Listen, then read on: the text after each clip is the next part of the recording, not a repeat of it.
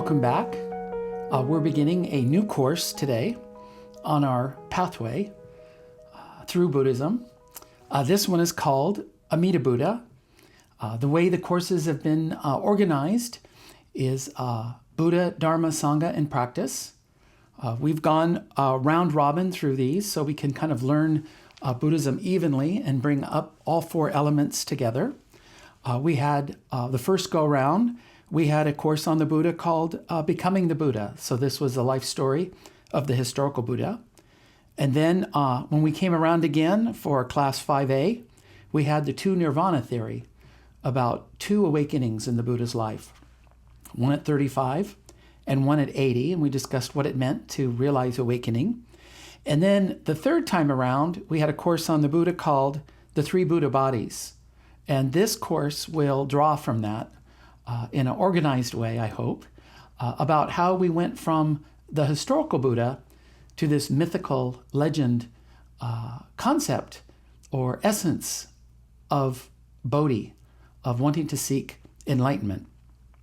So this class is 13A, Amida Buddha, a Buddha course, and it comes right after Reverend Wandra's course on practice, 12D, Fundamentals of Nembutsu.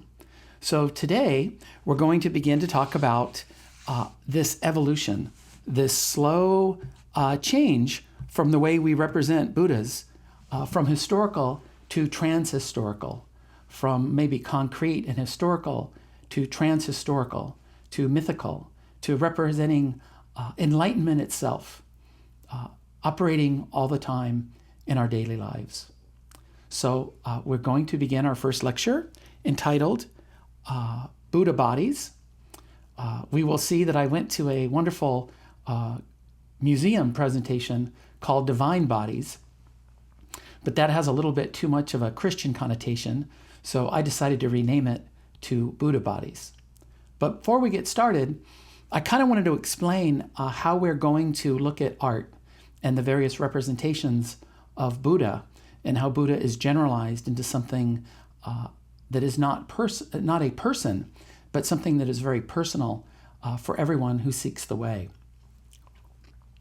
So there's a famous French philosopher named Paul Ricoeur. I don't know if I'm pronouncing his last name correctly, but he was born in 1913. He passed away in 2005, and I really love this image of him. I don't know what he's doing with his glasses. Maybe he's only nearsighted, I don't know. But he flipped his glasses up, and it kind of reminds me maybe he was a little bit playful. And I also think he looked at things from a different perspective. So I really enjoy this image of him. And one thing he talked about, among many things, was this idea of three worlds of texts, or three worlds of music, or three worlds of art. I'm not an art historian. We are going to look at these statues. Here's a statue right here of Avalokitesvara in India, renamed to Kuan Yin in China, and renamed again to Kannon in Japan. She's the feminine mystique, feminine compassion.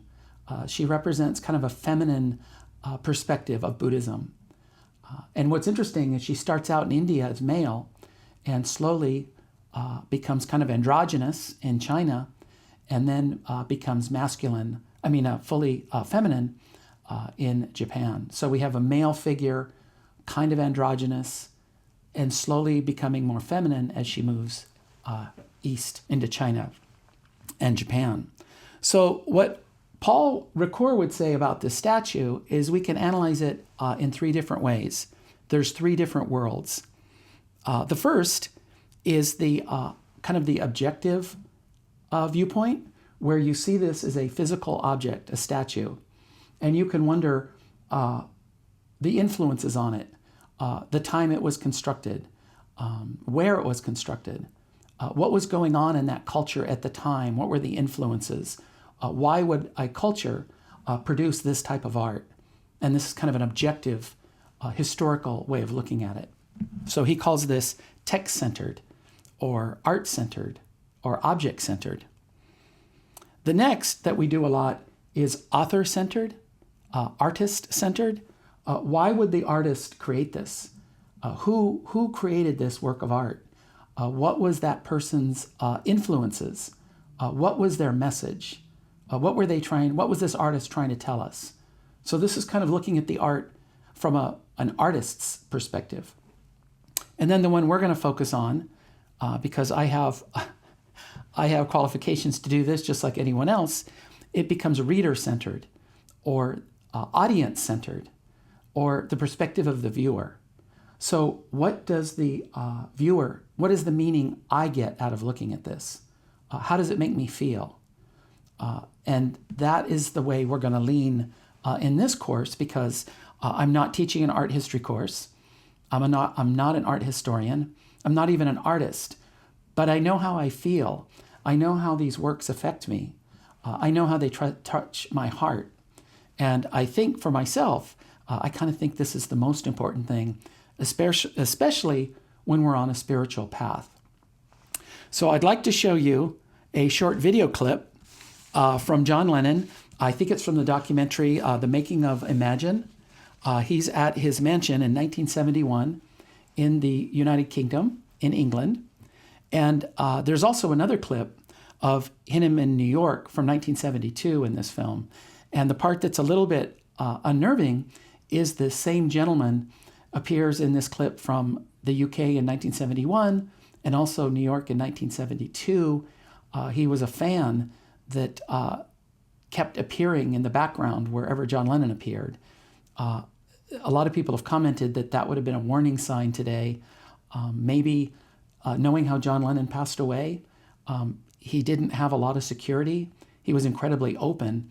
And this gentleman kept appearing in person, almost seemingly following John Lennon. But he asked John Lennon, what was he trying to say? What was the secret meaning of his songs? So this would be the author-centered, artist-centered approach.